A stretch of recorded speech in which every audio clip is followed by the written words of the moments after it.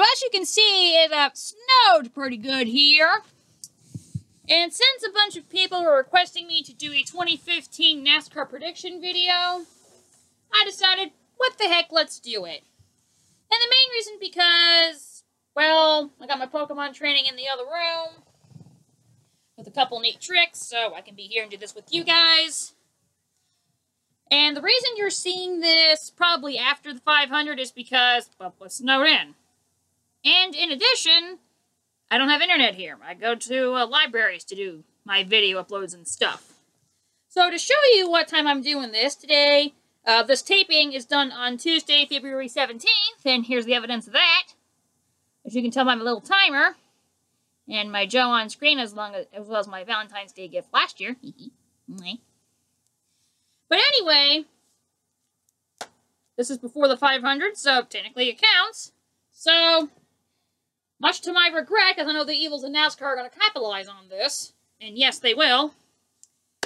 Here are the top 10 2015 NASCAR predictions from me.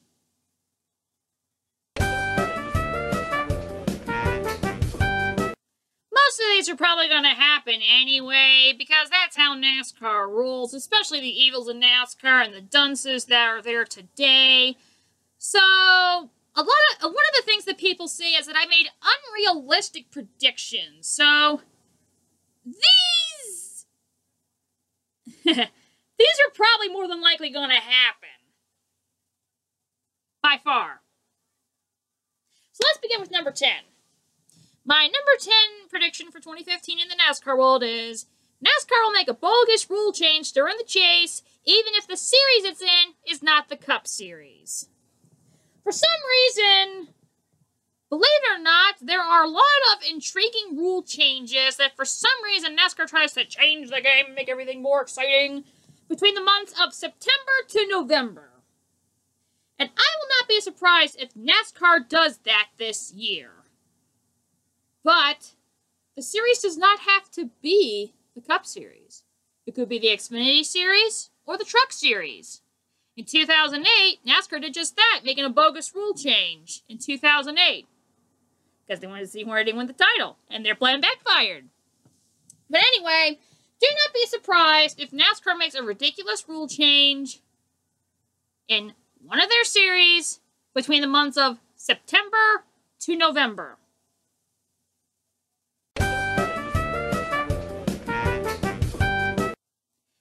Be surprised if number 9 happens, because it's totally going to happen anyway, because it's happened way too many times in the last few months. The number 9 prediction, there will be at least one ridiculous fight or skirmish started by someone associated with either Joe Gibbs Racing, Hendrick Motorsports, or Stewart-Haas Racing. The Joe Gibbs Racing team has now become the most evil team in NASCAR. They have the first, second, and fifth most evil drivers in NASCAR, and they're still, for some reason, hellbound determined to turn Denny Hamlin evil.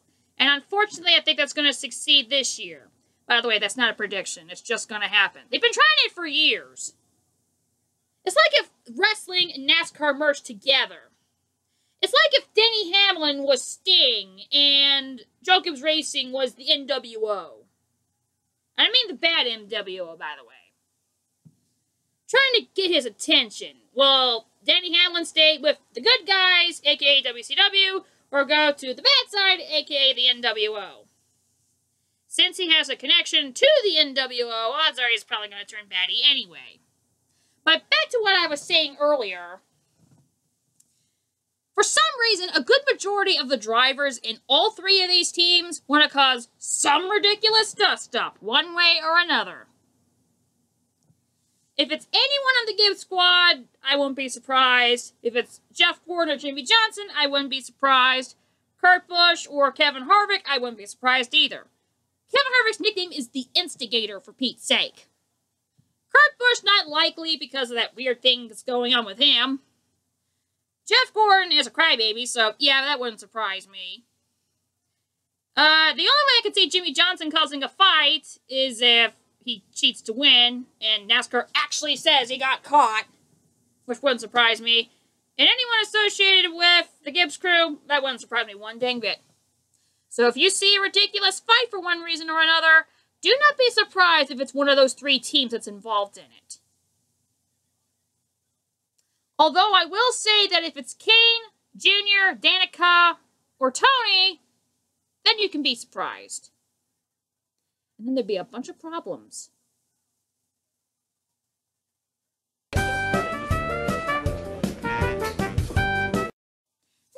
For a more happier prediction for number 8.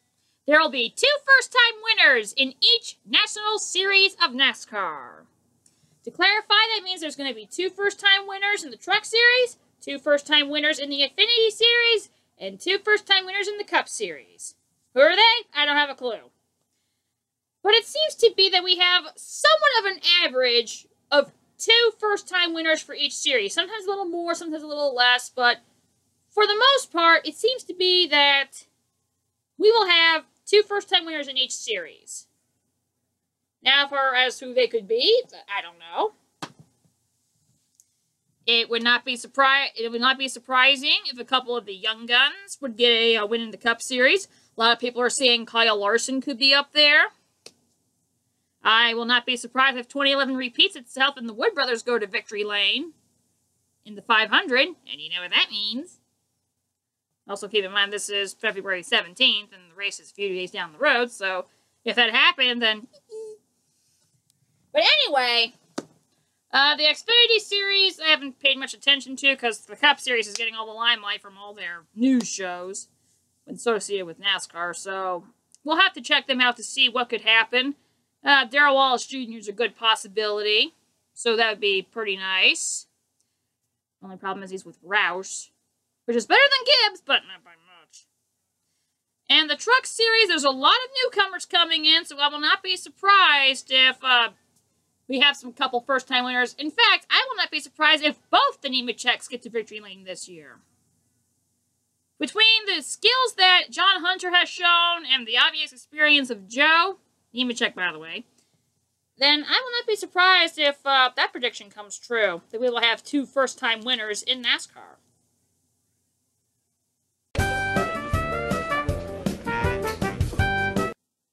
Number 7 may be a little light than what the amount is probably going to be, considering what happened last year.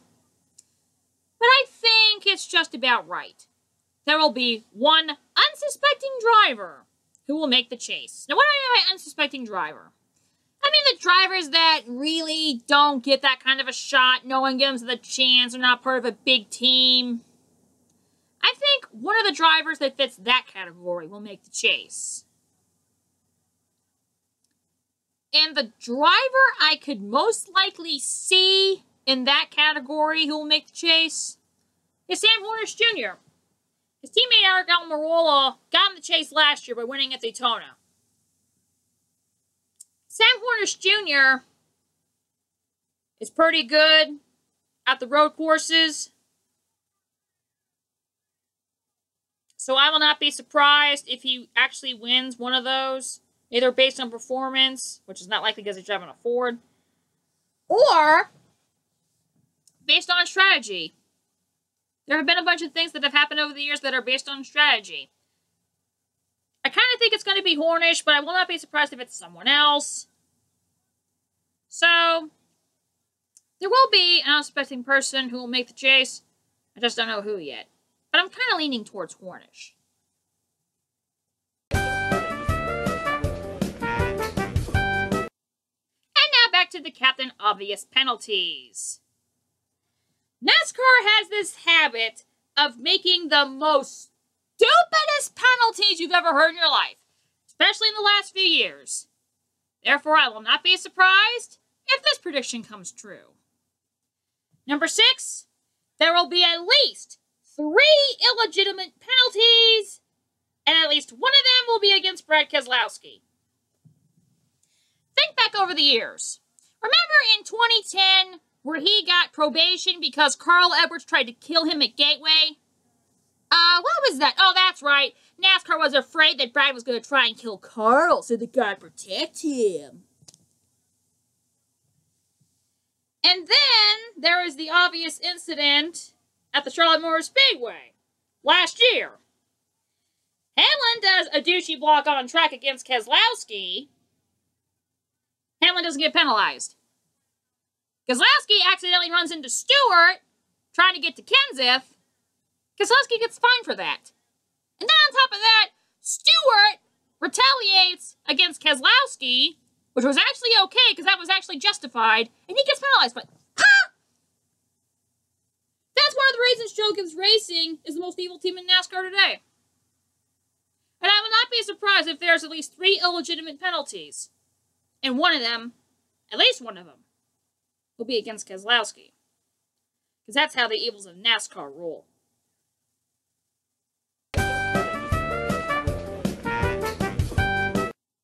This one will also not surprise me, but this is actually one of those predictions that has nothing to do with the racing. This has to do with the fans.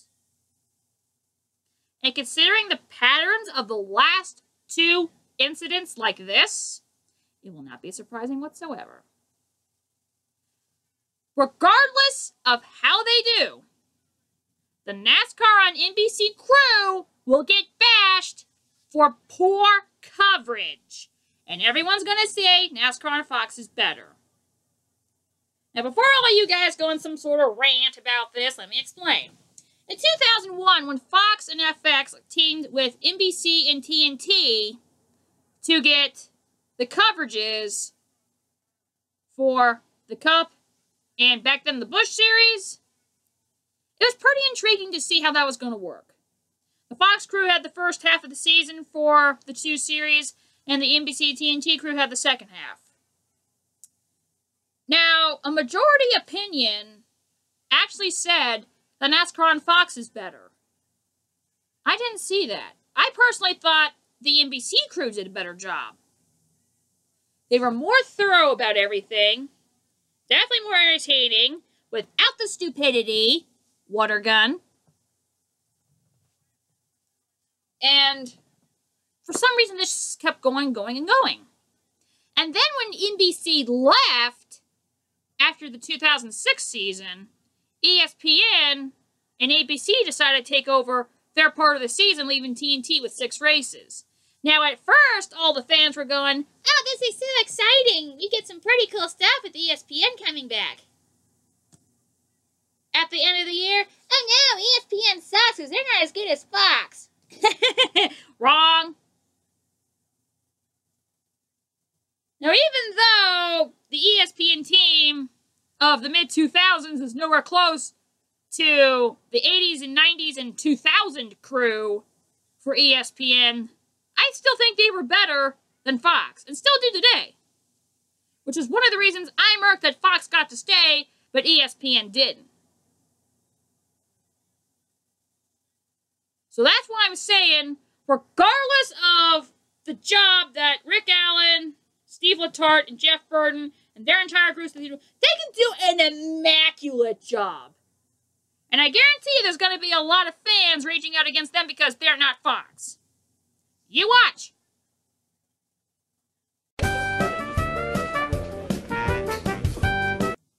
Predictions number 4, 3, and 2 all have an association with my predictions for the championships. Let's begin with the Truck Series. I remember back in 2009 where it was pretty much unthinkable that a driver could win more than 3 races in a row in the Truck Series. And then all of a sudden, Ron Hornaday wins 5 in a row. Now, granted, some things happened to make it easier for Hornaday to get those 5 wins in a row. But it still happened. No one thought it could be done. So, I'm going to say that's something that no one thought would ever happen. Will go beyond everyone's imagination. There was a prediction long ago that the Truck Series would never have a repeat champion. Matt Crafton broke that streak.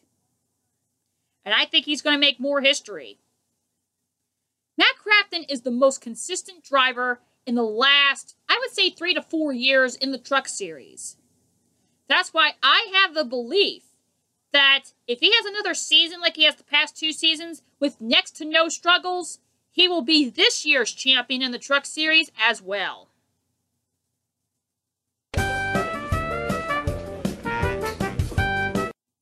The number 3 prediction pertains to the Xfinity Series and my prediction to who that champion's going to be. I don't have a specific driver, but I will make the prediction you'll be a first-time champion. And the reason I believe it's going to be a first-time champion is because there's not that many people in the series that can go back-to-back with NASCAR's current rules as champion. Granted, Ricky Stenhouse did it, but he had a little help with that.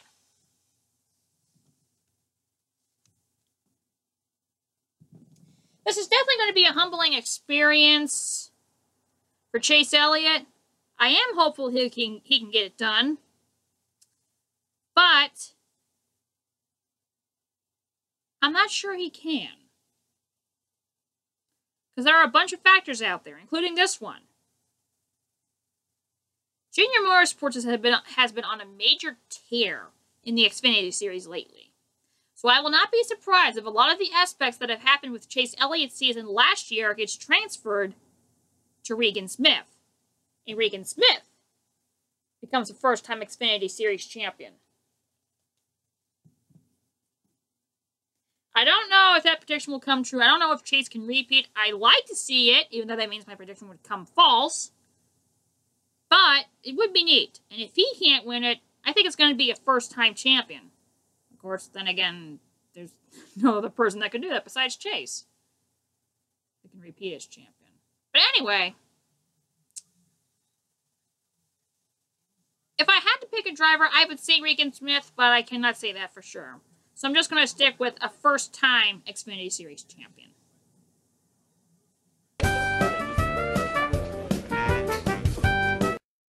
The number 2 prediction pertains to my Cup Series prediction. Once again, I do not have a specific driver. I have a couple of hopefuls. But I'm just going to be flat out. The 2015 champion will come from Hendrick Motorsports. All 4 drivers have a basis to be champion. For Jeff Gordon, it's destiny. It's his final season. Do not be surprised if the evils in NASCAR try to do something to make sure he goes out a champion. For Jamie Johnson, he would tie Dale Earnhardt Sr. and Richard Petty, which will really irk the fans badly. So do not be surprised if that route is taken. A majority of the fans who root for the good guys root for Dale Earnhardt Jr. So do not be surprised if popularity and the power of good finally prevails in NASCAR. Because we should be headed down that route. And it can't happen. So do not be surprised if that happens. And meanwhile, we have Casey Kane, who among the group is the underdog. The one that many people believe Hendrick doesn't care about. The one they use as a guinea pig.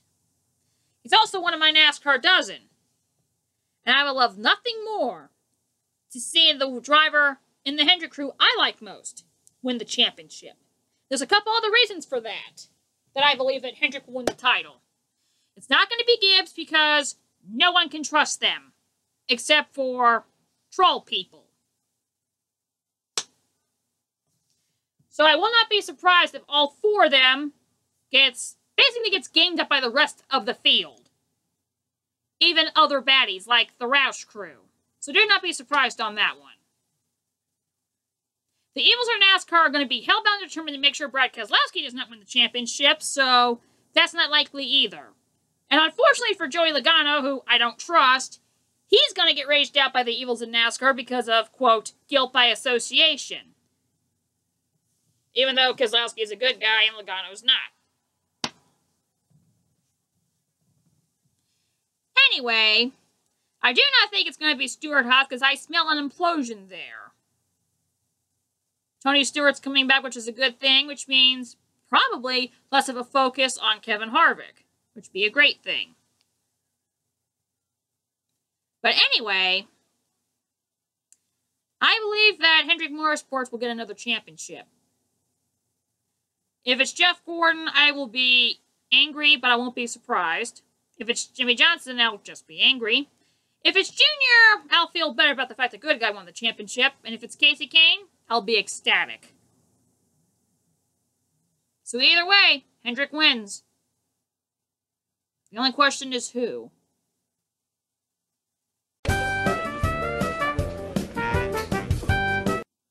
Now, the reason I said that Hendrick Motorsports will be the champion is because I really have the assumption that one of their two mega baddies will win the championship.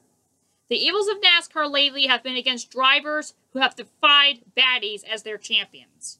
That's why there have been rageouts against Stewart and Keselowski.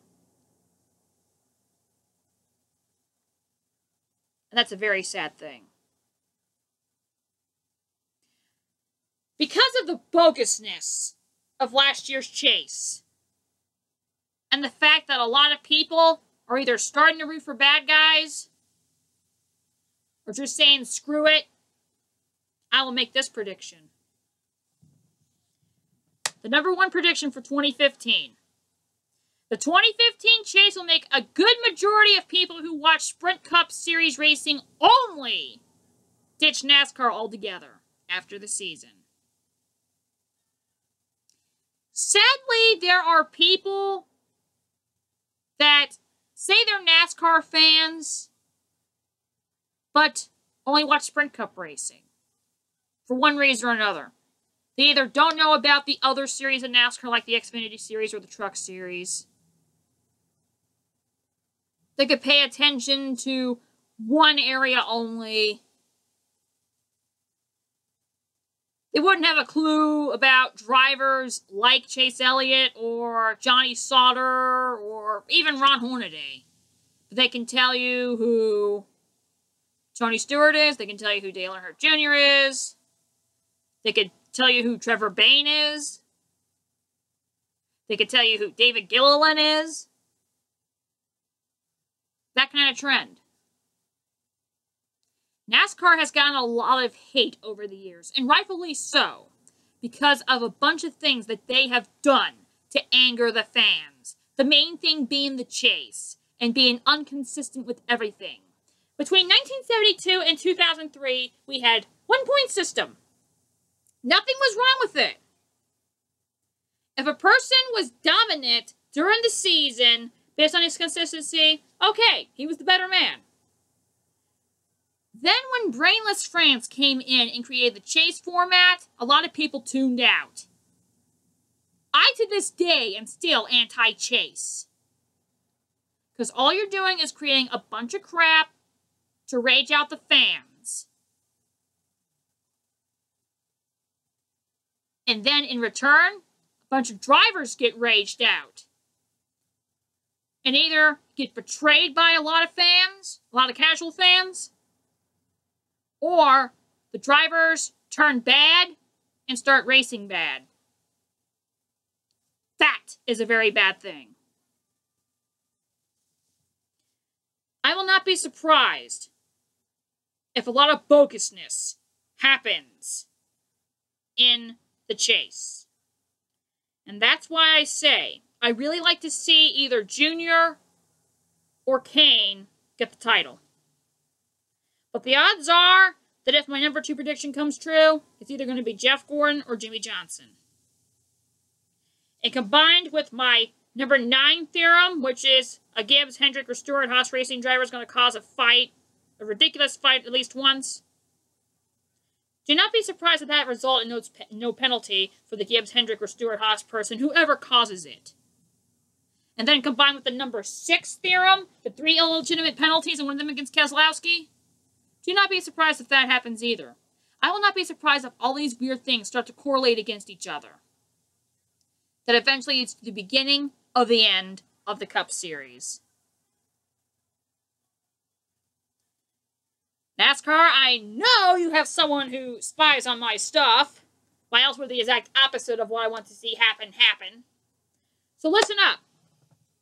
If you want to keep your fans, if you want to be the number 1 sport in America, if you want to be the number 1 motorsport in America, you make sure that for once you do the right things and make sure everything goes the way it's supposed to be. Eliminate the crap, eliminate the dirty driving, eliminate the garbage, eliminate the Yahoo racers like the Gibbs crew, and eliminate the chase. Otherwise, you're not going to see your fans anymore, because they'll all be out the door. And then we can watch some real racing, like IndyCar, the NHRA, or off-road trucks. And that's my final answer. Well, the pace car, we understand, has been stolen. The officials are not driving this thing, and somebody's actually gotten in the pace car and stole it. There are at least 2 policemen on motorcycles, plus this car, that are pursuing the pace car right now.